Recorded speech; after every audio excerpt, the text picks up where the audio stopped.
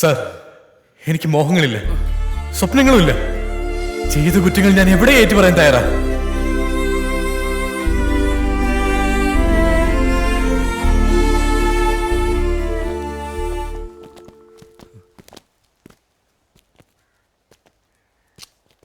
നിങ്ങളെല്ലാവരും എന്നോട് ക്ഷമിക്കണം.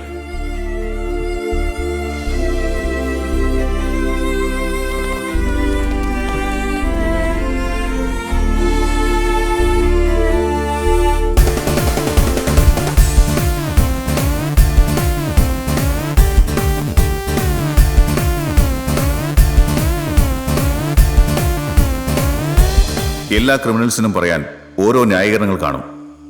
ഇവർക്കും ഉണ്ട്. വ്യാജമദ്യം കഴിച്ച് മരണപ്പെട്ട അച്ഛനും സഹോദരനും, ആ നാടിനെ മുഴുവൻ ഭീതിയിലാഴ്ത്തി കുറെ ചലനമറ്റ ശരീരങ്ങൾ, ആത്മഹത്യ ചെയ്ത അമ്മ, ബലാത്സംഗം ചെയ്യപ്പെട്ട് ഒരു ഭ്രാന്തിയായി മാറിയ സഹോദരി, അനാഥത്വത്തിലേക്ക് വലിച്ചെറിയപ്പെട്ട ഇവന്റെ ജീവിത വഴികളിൽ എല്ലായിടത്തും മദ്യത്തിന്റെ വൃത്തികെട്ട ഗന്ധം.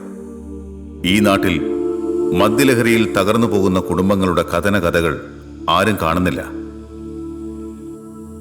അനാഥത്വത്തിലേക്ക് വലിച്ചെറിയപ്പെടുന്നവന്റെ വേദന ആരും മനസ്സിലാക്കുന്നില്ല. പക്ഷെ എനിക്കത് മനസ്സിലാവും. മദ്യത്തിനടിമയായ എൻ്റെ അച്ഛൻ പാവം അമ്മയെ കെട്ടുതാലിക്ക് വേണ്ടി കുത്തി കൊലപ്പെടുത്തുകയായിരുന്നു. അവിടെ നിന്ന് ഓടി രക്ഷപ്പെട്ട ഞാൻ ജീവിതത്തിൽ ഒറ്റപ്പെട്ടു പോയി.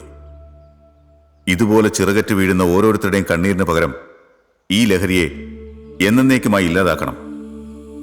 ഞാൻ അതിനുവേണ്ടി ശ്രമിക്കും. Thank you mister Siddharth. Okay sir, it's my duty.